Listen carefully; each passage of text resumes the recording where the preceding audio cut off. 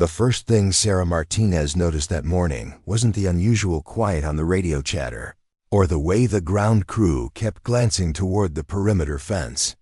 It was the way the water beaded differently on the aircraft's aluminum skin, like the metal itself was nervous. Before we jump back in, tell us where you're tuning in from, and if this story touches you, make sure you're subscribed because tomorrow, I've saved something extra special for you. She'd been washing planes at Holloman Air Force Base for 3 years now, and metal didn't lie. When the F-16s came back from missions, their surfaces told stories, scorch marks from close calls, dust from foreign airfields, sometimes tiny dents that made her wonder what the pilots had seen up there. But this morning, as she ran her chamois across the wing of Viper 7, something felt different. The base had been on edge for weeks. Not the usual kind of tension that came with training exercises or deployment preparations, but something deeper. The kind of quiet that settled over a place when everyone knew something was coming, but nobody wanted to say it out loud. Sarah adjusted her grip on the hose and continued her methodical work. Wing tip to fuselage, fuselage to tail, every inch. Cleaned until it gleamed. It was honest work, the kind that let her think while her hands stayed busy.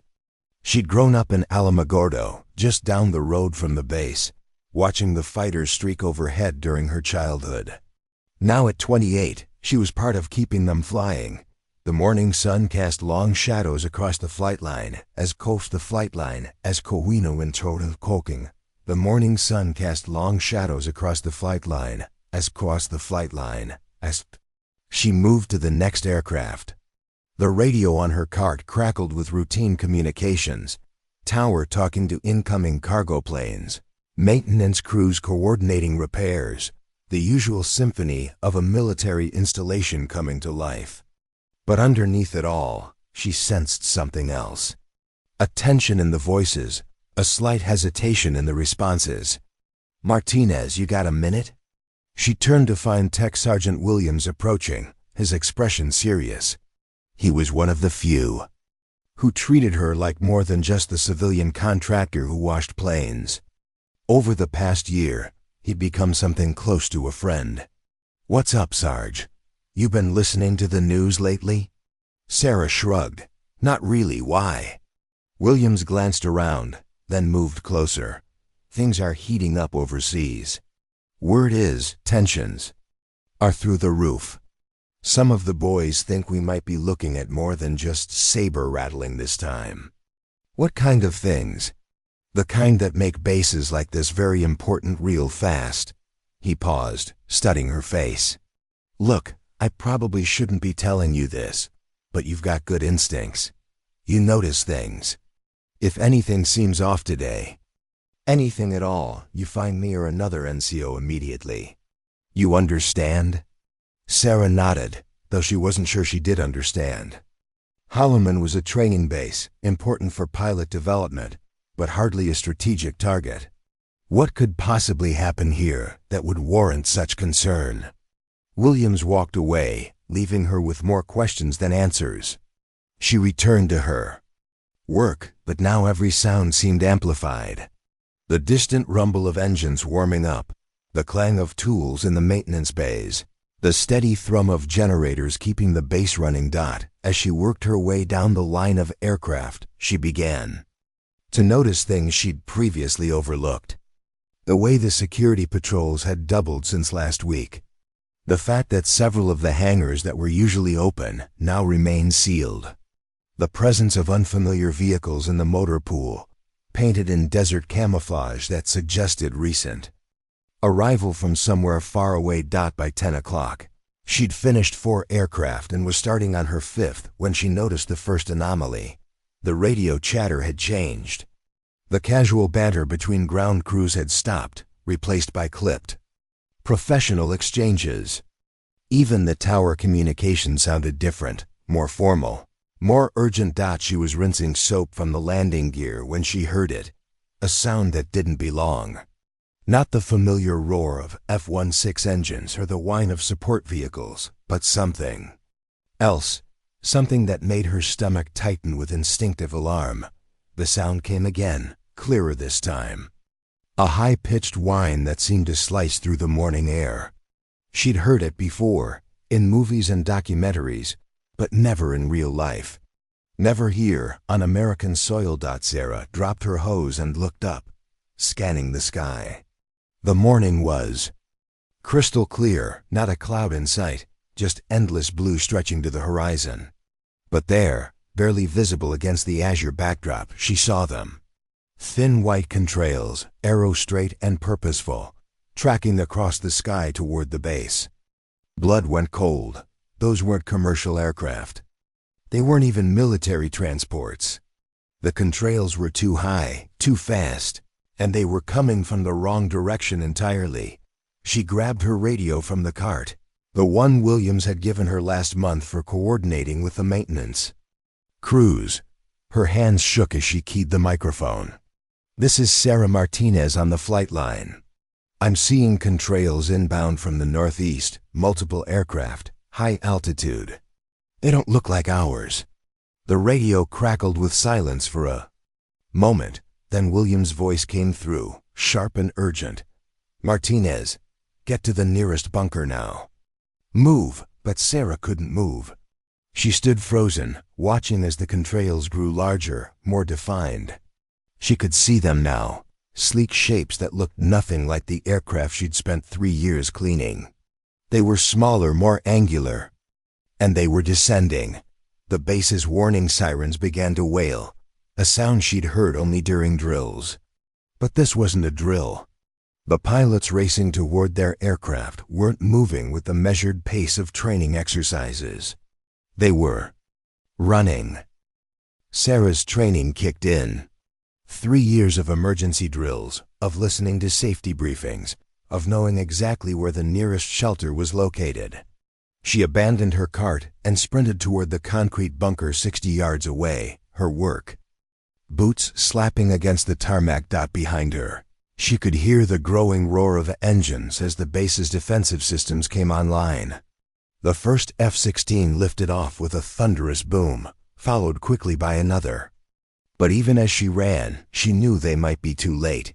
The incoming aircraft were close enough now that she could see their configuration: swept wings, pointed noses, the unmistakable profile of fighters designed for one purpose: attack. And they were diving toward the base with the kind of precision that spoke of careful planning and detailed intelligence. Sarah reached the bunker just as the first explosion rocked the base.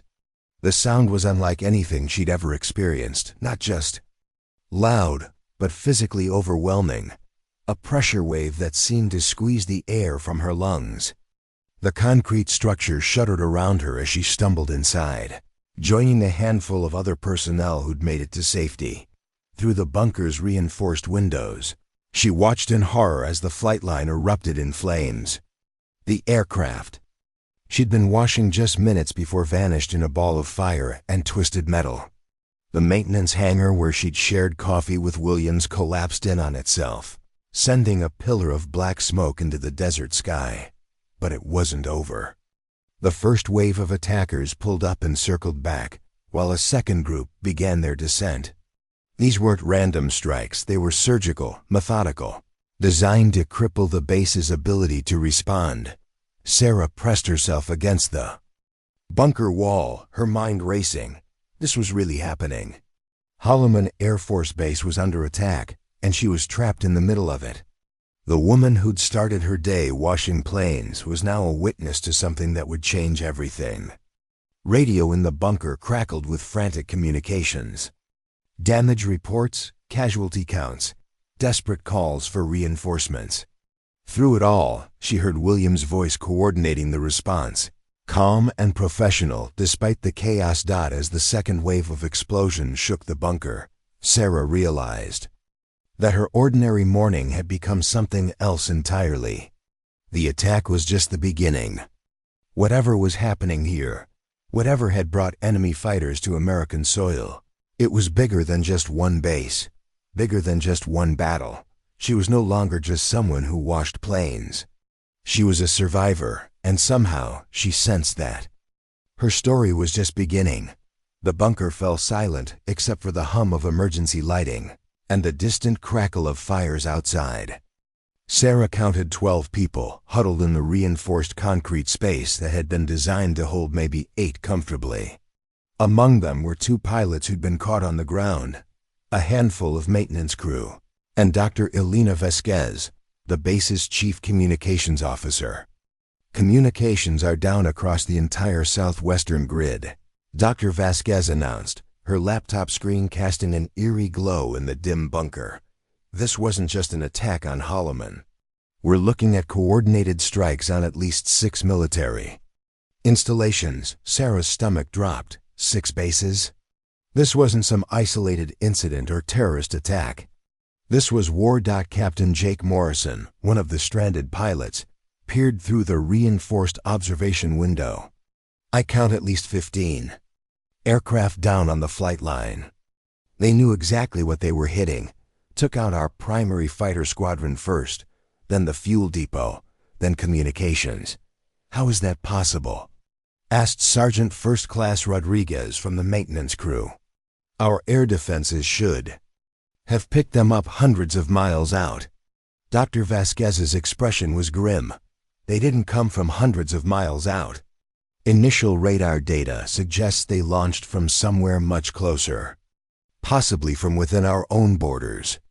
The implications hit Sarah like a physical blow. Enemy aircraft operating from American soil meant this wasn't just an attack, it was an invasion. Someone had been planning this for months, maybe years, positioning assets and gathering intelligence.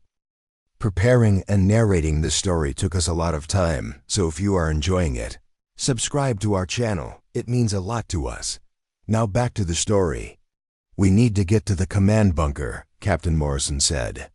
If Colonel Henderson is still alive, he'll be coordinating the response from there. The command bunker is on the other side of the base, Rodriguez pointed out. We'd have to cross 200 yards of open ground, and those fighters are still circling. Sarah had been listening to the radio chatter filtering through the bunker's communication system. The attackers weren't just hitting and running. They were establishing air superiority, setting up a perimeter. This was occupation, not just destruction. There's another way, she said quietly. Everyone turned to look at her. The maintenance tunnels. They run underneath the entire base.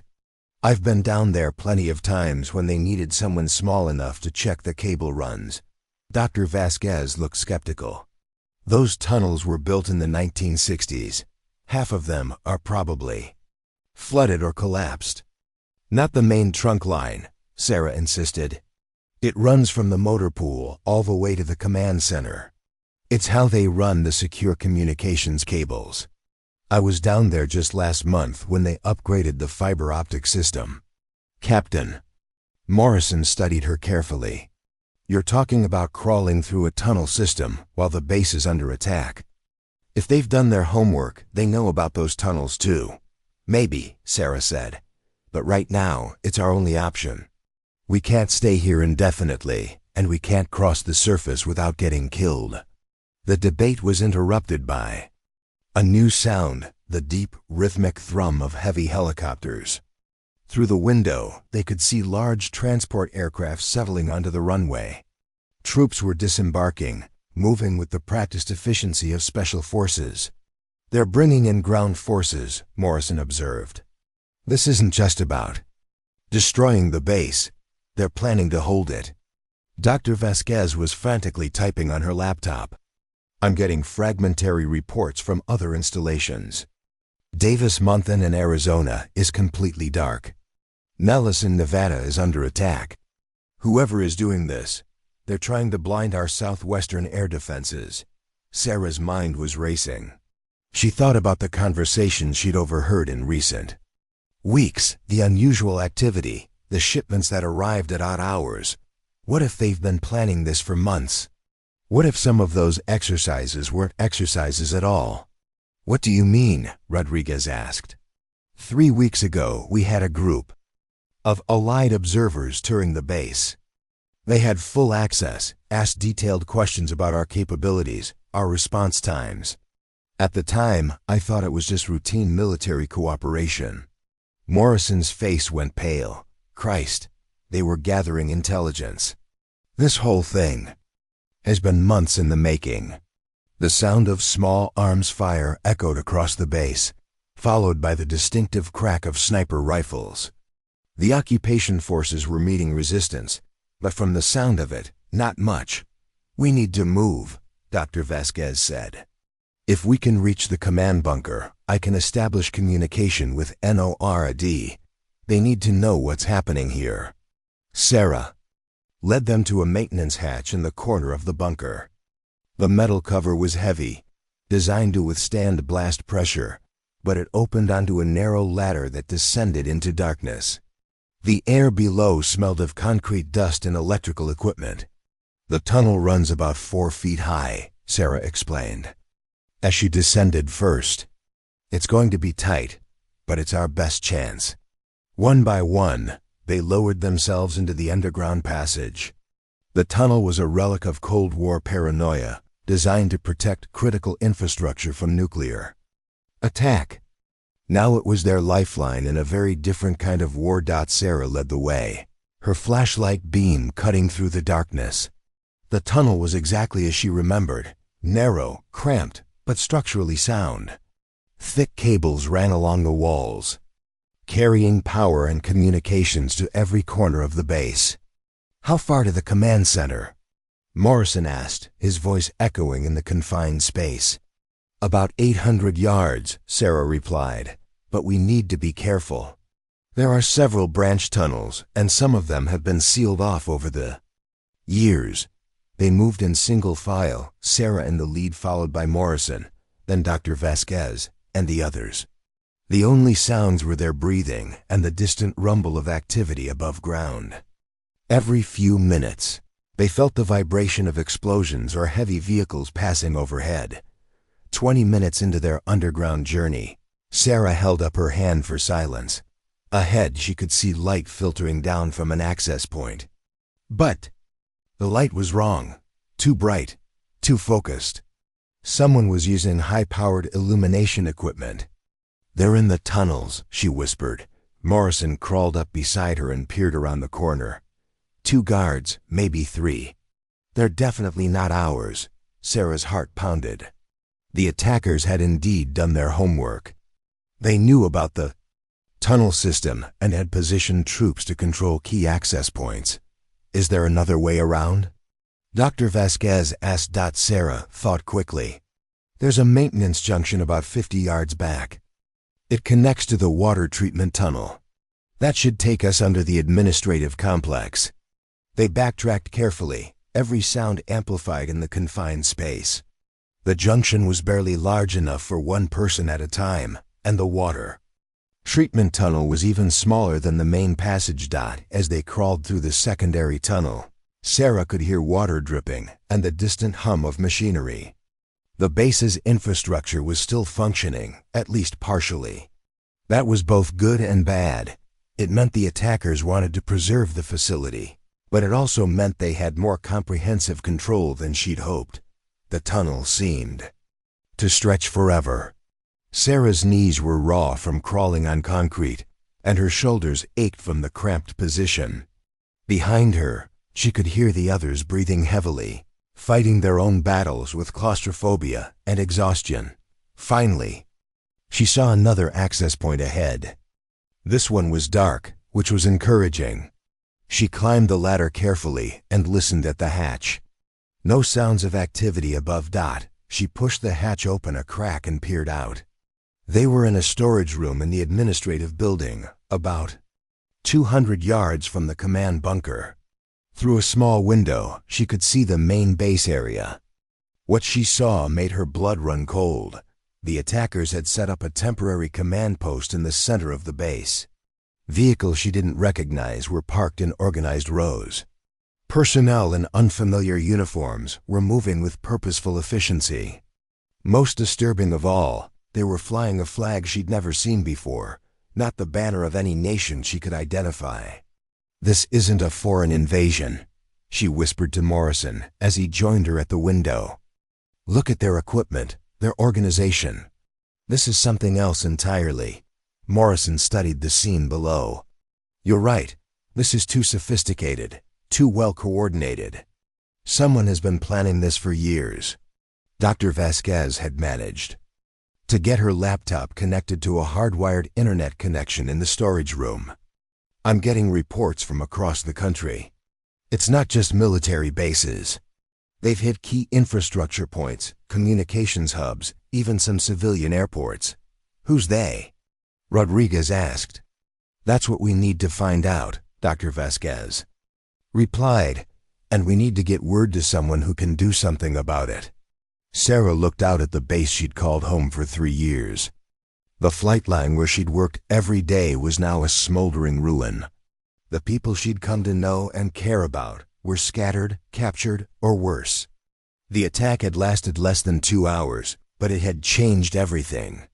The command bunker is just across the parking lot, she said. But there are at least a dozen hostiles between us and the entrance.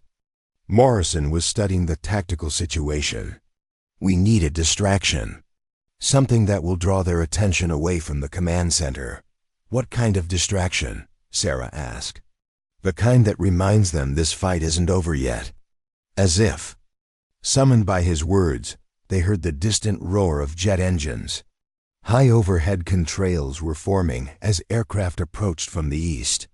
But these contrails were different. They were ours. The cavalry was coming. The approaching aircraft weren't the rescue Sarah had hoped for.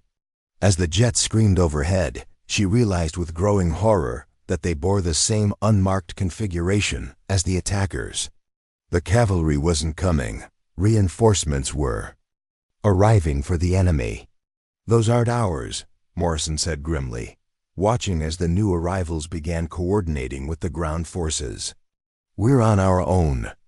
Dr. Vasquez had managed to establish a weak connection to the outside world through an emergency satellite uplink. What she discovered made their situation even more desperate. I'm reading similar attacks across 17 states.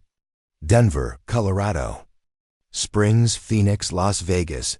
They're systematically taking out our Western air defense network. Sarah watched as the enemy forces below began expanding their perimeter. They weren't just occupying Holloman, they were turning it into a forward operating base. Heavy equipment was being unloaded from transport aircraft, including what looked like advanced radar systems and surface-to-air missile batteries.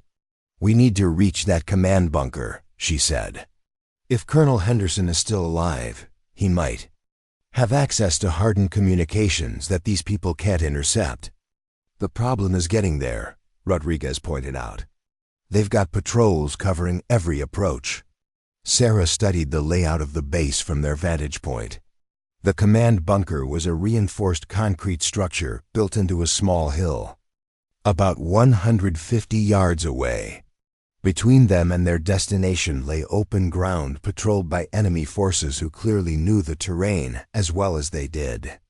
There's a storm drain that runs along the eastern edge of the parking lot, she said. It connects to the main drainage system. If we can get into that, we might be able to get close enough to make a run for it. Morrison looked skeptical. That's assuming the storm drain isn't flooded or blocked. It's our best option, Dr. Vasquez said, closing her laptop. I've lost contact with the outside world.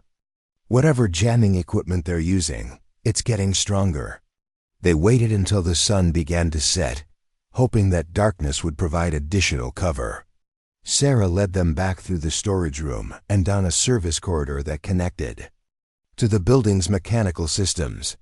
The storm drain access was located in the basement, behind a heavy steel door marked with radiation warnings, a relic from the days when the base had housed nuclear weapons. The drain was larger than Sarah had expected, tall enough to walk through if they stayed crouched. Water trickled along the bottom, carrying the smell of oil and concrete dust. Emergency lighting cast eerie shadows on the curved walls. This system was designed to handle flash floods, Sarah explained as they made their way through the tunnel. It connects to natural drainage channels that run for miles into the desert. They moved carefully, stopping every few minutes to listen for sounds of pursuit. The tunnel curved and branched, following the natural contours of the land. After 20 minutes of careful navigation, Sarah spotted a grate ahead that opened onto the area near the command bunker. Through the grate, they could see the bunker's entrance. It was guarded by 2 enemy soldiers, but they seemed relaxed, more focused on the wider perimeter than on the immediate area around the bunker itself. The entrance is hardened against everything except a direct nuclear hit, Morrison whispered.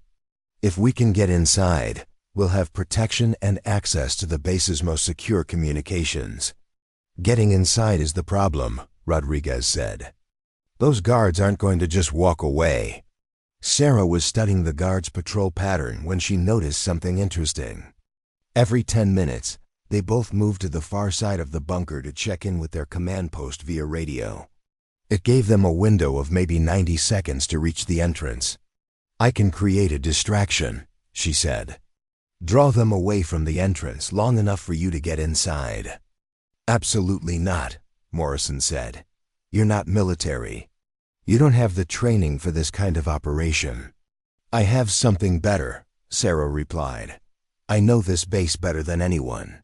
I know where every building is, every maintenance access, every blind spot. You need me. Dr. Vasquez was checking her equipment. If we can get to the command center's communication array, I can establish contact with NORAD and the Pentagon. They need to know what's happening here. Sarah outlined her plan.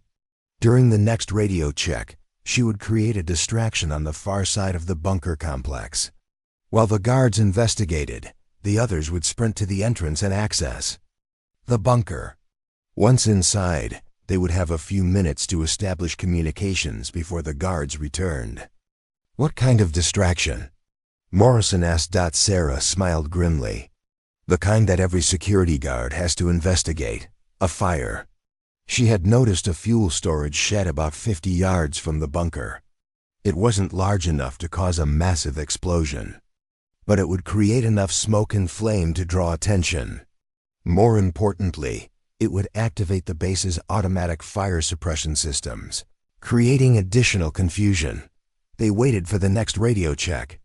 As the guards moved to their communication position, Sarah slipped out of the storm drain and sprinted toward the fuel shed. Her heart pounded as she fumbled with the emergency flare she'd taken from the storage room. The flare ignited with a brilliant red light, and she tossed it into the shed through a broken window. Within seconds, flames began licking at the wooden structure. The fire spread quickly, sending a column of black smoke into the darkening sky. Alarms began wailing across the base. The guards at the bunker entrance immediately moved toward the fire, shouting into their radios. Sarah saw Morrison, Dr. Vasquez, and Rodriguez sprint from the storm drain to the bunker entrance. But as Sarah ran back toward the drainage system, she realized she'd made a critical error. The fire was spreading faster than she'd anticipated, and she was caught between the burning shed and a patrol of enemy soldiers responding to the emergency. She ducked behind a concrete barrier as automatic weapons fire erupted around her. The enemy troops had spotted her and were moving to surround her position. She was trapped in the open with nowhere to run. Just as she thought it was over, the ground beneath her feet began to vibrate. A deep, rhythmic thumping that seemed to come from everywhere at once. She looked up to see something that made her heart soar. A formation of American helicopters approaching from the east, their running lights cutting through the darkness. The cavalry had finally arrived. The attack. Helicopters opened fire with precision strikes, targeting the enemy's surface-to-air missiles and command posts. The carefully organized occupation force suddenly found themselves under assault from the air, their positions exposed and vulnerable. Sarah used the chaos to sprint toward the bunker entrance. The guards had abandoned their posts to join the fight, giving her a clear path to the reinforced door. She found Morrison holding the entrance open, his face grim with concern. "We thought you were dead," he said as she stumbled inside. "Not yet," Sarah gasped. But we're not safe yet. Those helicopters won't be able to maintain air superiority for long. Inside the command bunker, they found Colonel Henderson and 3 other officers working frantically at communication consoles. The colonel looked up as they entered, his face showing relief at seeing survivors. "Thank God," he said.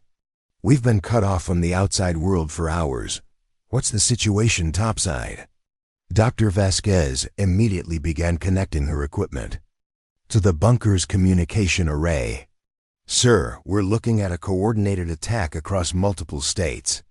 At least 17 military installations have been hit." "By whom?" Henderson demanded. "That's what we need to find out," Morrison said. "These aren't foreign nationals. The equipment, the organization, the intelligence they're using, this is something else entirely." Sarah watched as Dr. Vasquez worked to establish contact with higher command. Through the bunker's observation windows, she could see the battle raging outside. The American helicopters were taking heavy fire from concealed positions, and several had already been forced to retreat. "I've got a connection," Dr. Vasquez announced.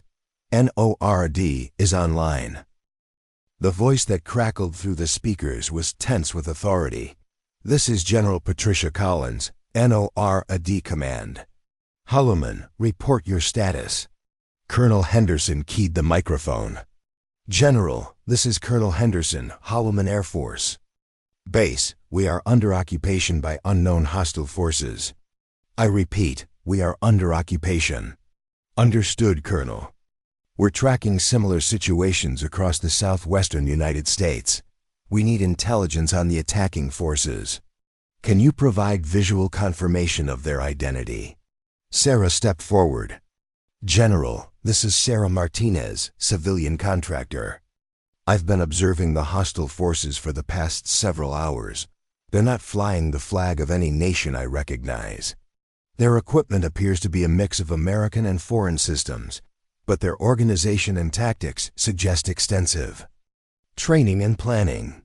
There was a pause before the general responded. "Ms. Martinez, you said they're not flying a recognizable flag. Can you describe what you saw?" Sarah closed her eyes, recalling the image from the window. It was a black field with a silver emblem. The emblem looked like a stylized eagle, but with geometric patterns I've never seen before. The silence that followed was longer this time. When General Collins spoke again, her voice was different, colder, more urgent. "All stations, this is NORD Command. We have confirmation of Blackwing operations in the continental United States. Repeat, Blackwing is operational. This is not a drill." Sarah felt a chill run down her spine. Whatever Blackwing was, it was something that made a 4-star general's voice crack with fear. "What's Blackwing?" she asked. Colonel Henderson's face had gone pale. Something that wasn't supposed to exist. The battle outside was intensifying. Through the bunker's reinforced windows, Sarah could see more enemy aircraft arriving, larger transports, carrying heavy equipment and what looked like hundreds of additional troops. The initial attack had been just the beginning. "General," Henderson said into the microphone, "we need immediate reinforcement. The enemy is using Holloman as a staging area for operations deeper into the United States." "Negative, Colonel. All available assets are engaged in defending critical infrastructure. You are to hold your position and gather intelligence on Blackwing." "Capabilities." Sarah looked around the bunker at the faces of people who had just been told they were expendable. The woman who had started her day washing planes was now trapped in the middle of what appeared to be a carefully planned uprising against the United States government, and they were completely on their own. The revelation about Blackwing hung in the air like a toxic cloud. Sarah watched as Colonel Henderson pulled up classified files on the bunker's secure terminal, his security clearance granting access to information that painted a terrifying picture. "Blackwing was supposed to be theoretical," Henderson said, scrolling through documents marked with the highest classification levels. "A contingency study on domestic threats. The Pentagon wargame scenarios where rogue elements within our own military-industrial complex could pose an existential threat to the government. Dr. Vasquez was monitoring communications intercepts from the enemy forces outside. They're using our own communication protocols, our own encryption. This isn't just insider knowledge. They have access to current operational codes. Sarah felt pieces of a puzzle clicking into place. They allied observers I mentioned earlier. They weren't just gathering intelligence about our capabilities. They were recruiting. Recruiting whom? Morrison asked. People with access. People who felt disillusioned with the current system. People who believed they could do better. Sarah's voice carried the weight of realization. I remember overhearing conversations in the mess hall. Complaints about budget cuts. About politicians who didn't understand military needs. What if someone was listening to those complaints and offering an alternative? Henderson's face darkened as he read deeper into the classified files. According to this, Blackwing was identified as a potential threat 18 months ago. Key personnel at defense contractors, disillusioned military officers, even some civilian government employees. The analysis suggested they had the capability to stage a coordinated takeover of critical infrastructure. Why wasn't anything done about it? Rodriguez demanded. Because it was considered too far-fetched, Henderson replied. The idea that American citizens would stage a military coup against their own government was deemed unlikely by the intelligence community. Outside, the sound of heavy machinery indicated that the Blackwing forces were establishing permanent positions. Sarah could see construction equipment being unloaded from transport aircraft, suggesting they planned to hold Holloman indefinitely. We need to get closer, she said. If we're going to gather intelligence that NORAD can use, we need to know what they're building out there. That's a suicide mission, Morrison protested. They have thermal imaging, motion sensors, and enough firepower to level this entire area. Not if we use the natural drainage channels, Sarah countered. The ones that connect to the storm system. They run for miles into the desert, but they also have observation points that were used during the Cold War for monitoring nuclear tests. Henderson looked up from his terminal. The old observation posts. I'd forgotten about those. They were built into the mesa about a mile northeast of the base. If they're still intact, they'd give us a perfect view of the entire installation. Dr. Vasquez was coordinating with NORAD through encrypted channels. General Collins is requesting detailed intelligence on Blackwing capabilities, force strength, and apparent objectives. She's also asking about something called Project Cornerstone. Henderson's expression grew even more serious. Christ, if they're implementing Cornerstone, then this isn't just about taking military bases.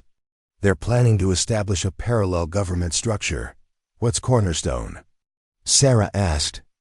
A theoretical framework for replacing the existing federal government with a military-controlled administration. It was studied as a potential response to complete societal breakdown, but it was never supposed to be implemented. Sarah realized they were dealing with something far beyond a simple military coup. Blackwing represented a shadow government that had been planning for years, positioned throughout the defense establishment, waiting for the right moment to strike. How do we get to the observation posts? She asked. Henderson pulled up topographical maps on his terminal. The drainage system connects to natural caves that run through the mesa.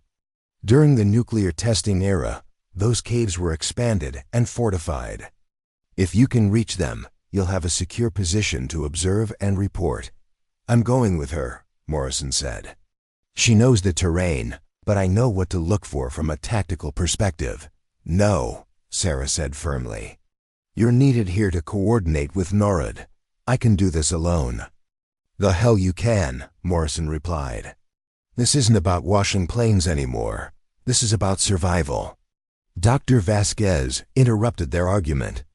We're receiving reports that Blackwing forces are moving toward population centers. Albuquerque. Las Cruces, even El Paso. They're not just taking military installations, they're preparing to control civilian areas. The implications were staggering. If Blackwing controlled the major cities in the Southwest, they could effectively cut off California and Arizona from the rest of the country. It would be a partition of the United States, with a rogue military government controlling a significant portion of the nation's territory. "We need to move now," Sarah said. "Every minute we delay gives them more time to consolidate their position."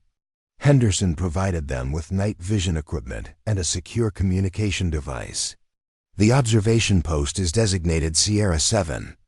It's been abandoned for 30 years, but the structure should still be sound. Your mission is to gather intelligence on Blackwing capabilities and report back to NORAD. Sarah and Morrison prepared for what could be their final mission. As they gathered equipment, Sarah couldn't help but think about how drastically her life had changed in just 12 hours. She'd gone from a civilian contractor washing planes to a reconnaissance operative in what was shaping up to be a second American Civil War. They left the bunker through a concealed exit that connected to the base's old nuclear storage areas. The tunnels were even older than the maintenance systems, Sarah knew. Carved from solid rock during the height of the Cold War, the air was stale and cold, carrying the weight of decades of abandonment. These tunnels were built to survive a nuclear attack, Morrison explained as they navigated the underground passages. The entire base was designed as a potential command center for post-nuclear operations. They emerged from the tunnel system at the base of the mesa, about 2 miles from Holloman. From their position, they could see the full scope of the Blackwing occupation. The base had been transformed into a massive staging area with aircraft, arriving every few minutes carrying supplies and personnel. "They're not just occupying the base," Morrison observed. "They're turning it into a fortress." Sarah counted at least 50 aircraft on the ground, including several types she didn't recognize. The enemy forces were constructing defensive positions, setting up radar installations, and establishing what looked like a permanent command structure. "How many people are we talking about?" she asked. "Based on what I'm seeing, at least 1,000. Troops are on the ground, with more arriving constantly. This isn't a raid, it's a full-scale occupation." They began the climb toward the observation post, using natural rock formations for cover. The mesa was honeycombed with caves and passages, many of which had been expanded during the nuclear testing period. Sarah's knowledge of the base's history proved invaluable as she guided them through passages that had been forgotten for decades. The observation post was exactly where Henderson had indicated, a reinforced concrete structure built into the mesa's peak, designed to provide a commanding view of the entire area. The equipment inside was obsolete, but the structure itself was intact. From the observation post, they could see the full extent of the Blackwing operation. The base below looked like a military anthill, with organized activity extending in all directions. Most disturbing was the construction of what appeared to be a massive communication array, sophisticated equipment that would allow Blackwing to coordinate operations across vast distances. "They're building a parallel command structure," Morrison said, adjusting the observation equipment. "Look at that communication array. It's more advanced than anything we have at NORAD." Sarah was studying the personnel movements below. "They're not just military. I can see civilian contractors, technical specialists, even what looks like administrative staff. This isn't just a military coup, it's a complete shadow government." Morrison was documenting everything through the observation equipment. The aircraft configurations, the troop movements, the construction projects. NORAD needs to see this. Blackwing isn't just trying to take over military installations. They're building the infrastructure for a permanent alternative government. As they watched, a convoy of vehicles arrived at the base carrying equipment Sarah didn't recognize. The vehicles were escorted by personnel in hazmat suits, suggesting they were transporting something dangerous. "Chemical weapons?" Morrison wondered. Or something worse, Sarah replied. Remember, these people have access to classified research projects. There's no telling what kind of weapons they might have developed. They spent the next several hours documenting the Blackwing operation, cataloging personnel numbers, equipment types, and construction activities. The scope of the operation was breathtaking. This wasn't something that had been planned over months, but over years. We need to get this information back to NORD, Morrison said. But I don't think we're going to be able to return the way we came. Sarah looked down at the base and realized he was right. Blackwing forces had expanded their perimeter significantly, and the tunnels they'd used to reach the observation post were now behind enemy lines. There's another way, she said. The cave system extends for miles through the mesa. Some of the passages connect to the natural drainage systems that run all the way to the Rio Grande. If we can reach the river, we can contact friendly forces. That's a 20-mile hike through unmapped cave systems, Morrison pointed out. It's better than trying to fight our way through 1,000 enemy troops. Sarah replied. As they prepared to leave the observation post, Sarah took one last look at Holloman Air Force Base, the place where she'd worked for 3 years, where she'd built friendships and found purpose, was now the headquarters of a shadow government, bent on overthrowing the United States. But she was no longer just a civilian contractor. She was now one of the few people who knew the truth about Blackwing, and getting that information to the right people might be the key to stopping a second American Civil War. The woman who had started her day washing planes was now carrying intelligence that could determine the fate of the nation. The cave system beneath the mesa was a labyrinth that defied comprehension. What had begun as natural limestone formations had been extensively modified during the Cold War, creating an underground network that stretched for dozens of miles. Sarah led the way with Morrison close behind, their flashlight beams revealing passages that seemed to have been carved by both nature and human engineering. These modifications were part of something called the Deep Shelter Program, Morrison explained as they navigated a particularly narrow section.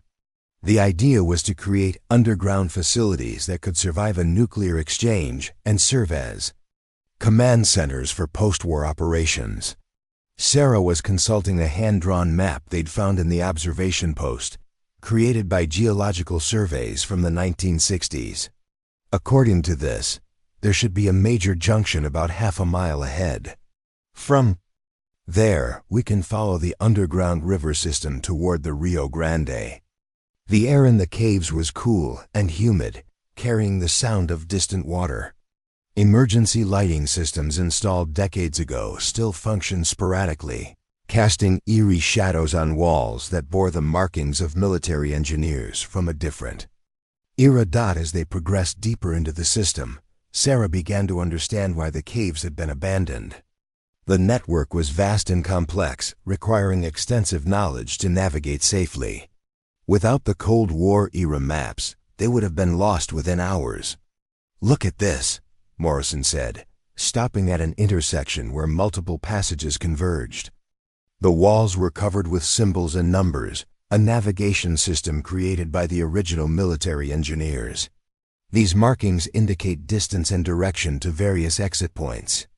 Your geological survey maps are overlaid on a military navigation system. Sarah studied the symbols, trying to decipher their meaning. Some pointed toward surface exits, others toward underground facilities that might still be operational. One set of markings caught her attention, symbols that indicated a path towards something, labeled DF7. What's DF7? She asked. Morrison examined the markings more carefully. Deep Facility 7. According to the classification system used during the Cold War, that would be a major underground installation, probably a command center or communications hub. Is it still operational? There's only one way to find out. They followed the markings toward DF7, moving through passages that grew progressively more sophisticated. The natural cave walls gave way to reinforced concrete and the emergency lighting. became more frequent. Someone had maintained at least basic power to this section of the underground network. After 2 hours of underground travel, they reached a massive steel door marked with radiation warnings and security classifications. The door was partially open, suggesting recent use. Beyond it, they could see artificial lighting and hear the hum of electronic equipment. "Someone's been here recently," Sarah whispered. Morrison drew his sidearm and approached the door cautiously.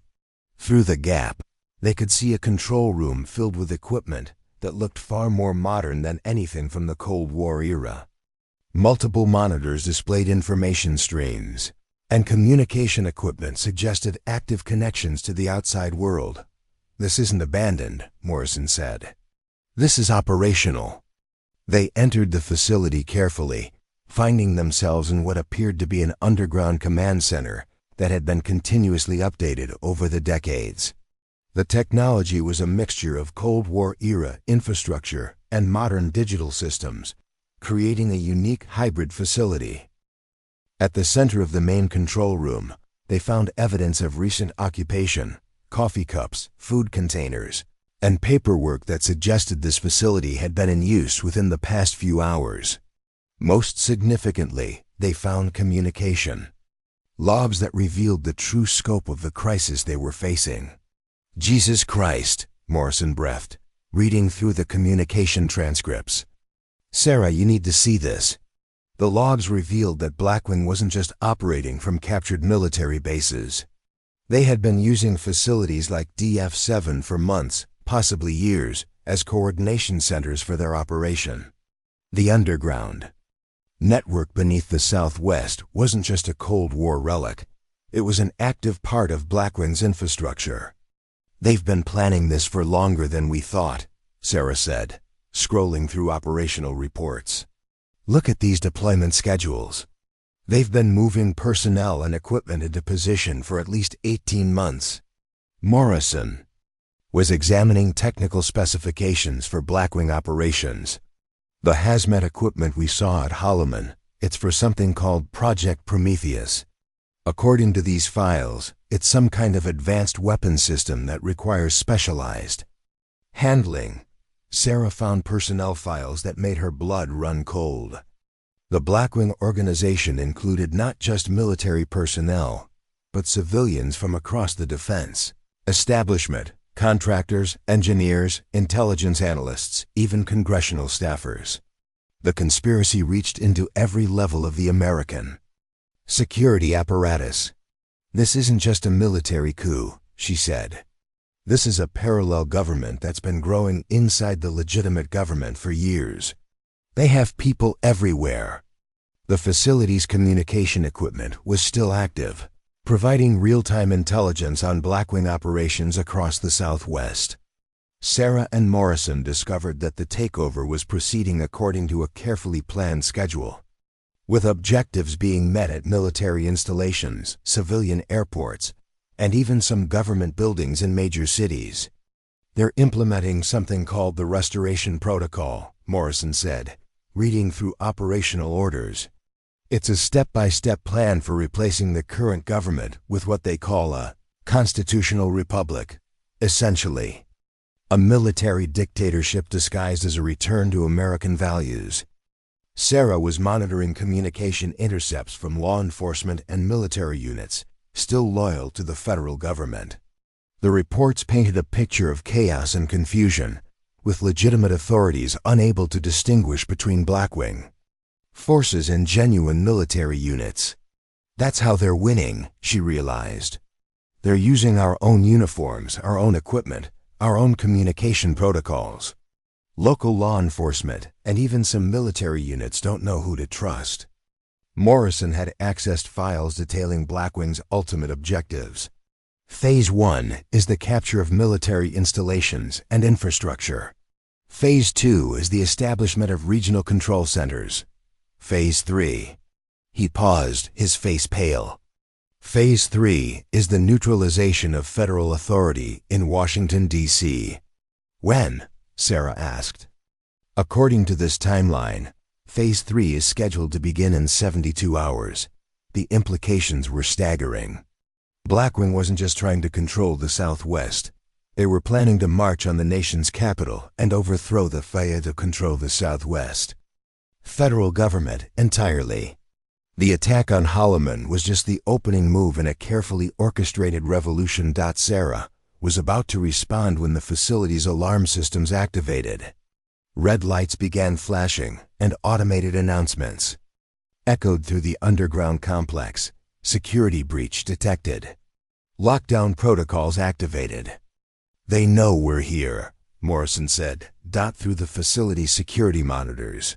They could see Blackwing personnel entering the cave system, moving with the confidence of people who knew the terrain well. They had been tracked from the observation post, and now they were trapped in an underground facility with no apparent means of escape.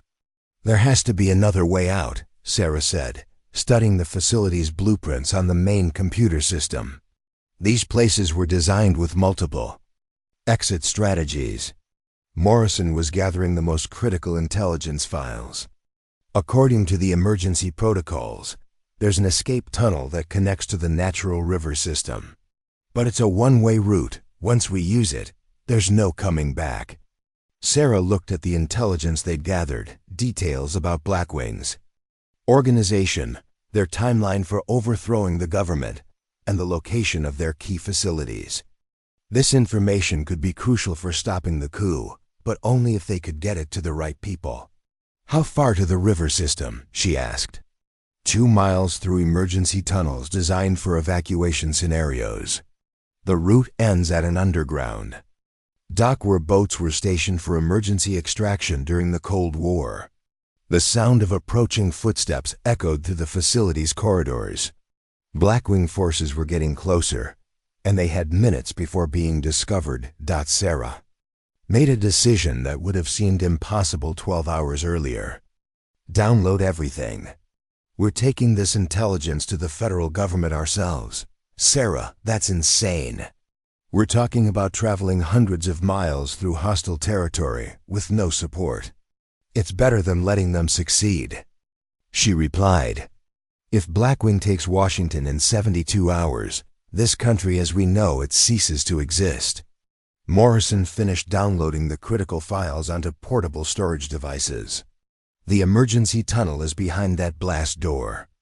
Once we go through it, the facility will automatically lock down to prevent pursuit." They gathered their equipment and moved toward the emergency exit. As they reached the blast door, Sarah took one last look at the command center where they'd discovered the truth about Blackwing.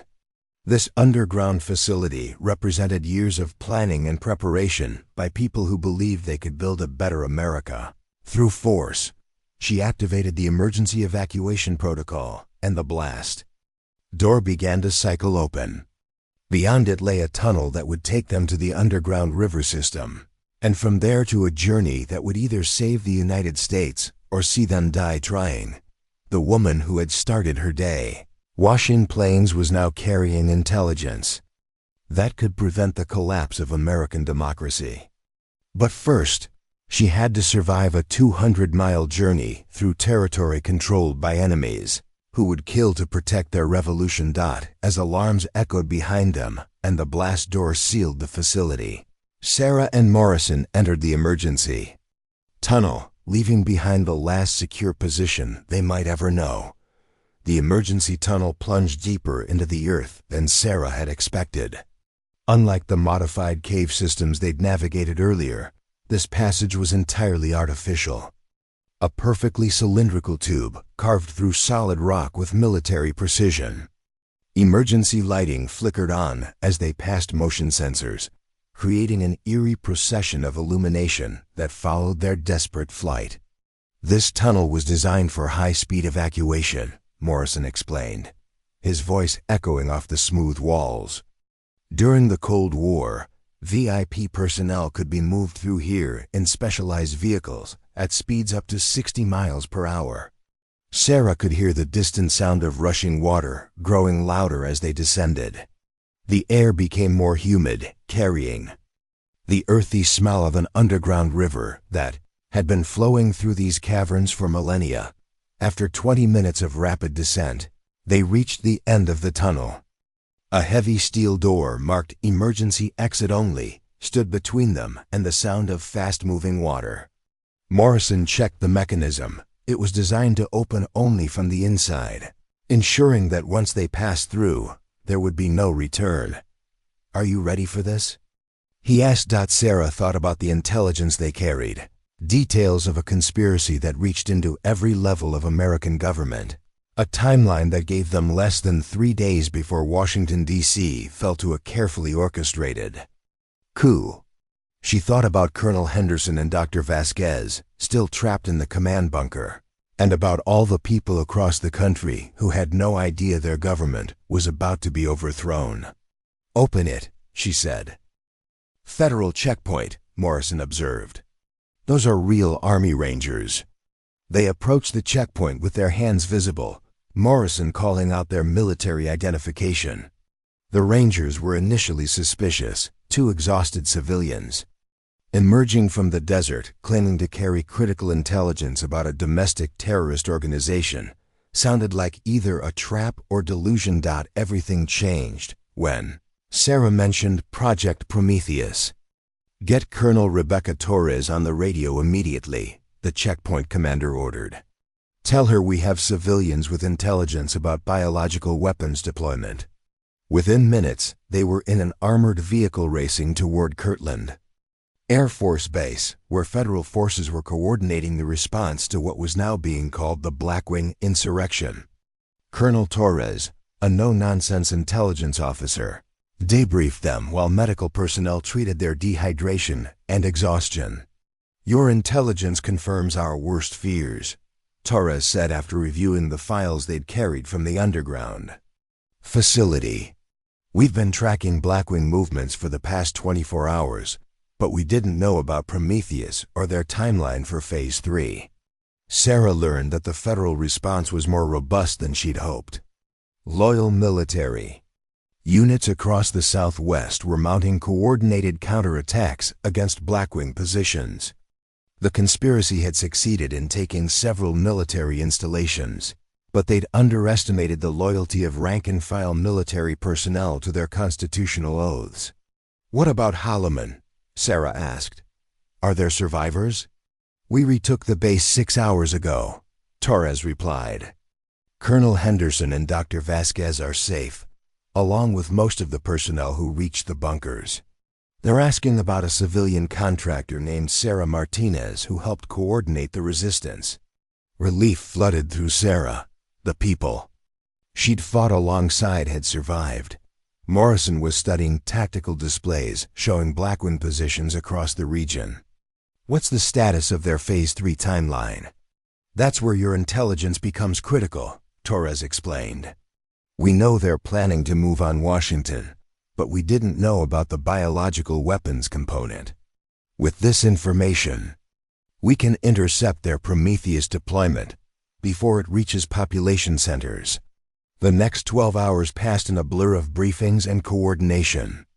Sarah found herself in the unprecedented position of advising military commanders on the intelligence she'd gathered. Her intimate knowledge of Blackwing operations, gained through her harrowing journey through the underground systems, proved invaluable for planning countermeasures. Federal forces launched simultaneous strikes on Blackwing facilities across 7 states. The underground command center where Sarah and Morrison had discovered the conspiracy was captured intact, along with additional intelligence that revealed the full scope of the Shadow organization's infiltration into American institutions. Project Prometheus was intercepted at a staging area outside Phoenix, preventing the deployment of biological agents that could have killed hundreds of thousands of civilians. The weapons were more sophisticated than anything in the official U.S. arsenal, suggesting that Blackwing had been developing them in secret for years. The final confrontation came when Blackwing forces attempted their assault on Washington, D.C. But federal authorities, armed with the intelligence Sarah had helped deliver, were ready. The coup attempt was crushed within hours, and Blackwing leadership was captured or killed. 3 weeks later, Sarah stood once again on the flight line at Holloman Air Force Base. The base had been rebuilt and reinforced, and the aircraft she was washing bore new markings, symbols of a military that had survived an attempt to overthrow constitutional government. From within, the investigation into the Blackwind conspiracy would continue for months. Congressional hearings revealed the extent to which domestic extremists had infiltrated the defense establishment, leading to comprehensive reforms in security clearance procedures and oversight of classified programs. Sarah had been offered positions with federal intelligence agencies. Recognition for her role in preventing what historians would later call the closest America had come to successful domestic overthrow since the Civil War, but she had declined, choosing instead to return to her job washing aircraft at the base. Where it all began. "Why did you come back?" Tech Sergeant Williams asked her one morning as she worked on a newly delivered F-16. "You could be working anywhere in the intelligence community." Sarah paused in her work, looking up at the clear New Mexico sky where military aircraft now flew their normal training patterns, no longer threatened by domestic enemies. "Because this is honest work," she said, "and because someone needs to keep these planes clean." But she was different now. The woman washing aircraft bore the quiet confidence of someone who had seen the worst of human nature and helped stop it.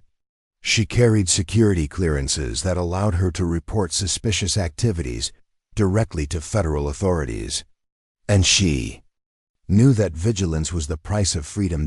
As she worked, Sarah occasionally thought about the morning when everything changed, when she had been just a civilian contractor washing planes, unaware that enemy missiles were locking onto her base. That woman seemed like a stranger now, someone from a different life. The missiles had come. The base had fallen, and democracy itself had been threatened. But America had survived, partly because an ordinary woman had refused to let extraordinary circumstances defeat her. Sarah Martinez finished cleaning the aircraft and moved on to the next one, ready for whatever challenges tomorrow might bring to the flight line at Holloman Air Force Base. Looking for more? We've got 2 amazing stories ready for you right on screen. If this one touched you, these are absolutely worth your time. Click to watch them now. And hey, subscribe and hit that bell to never miss our latest uploads.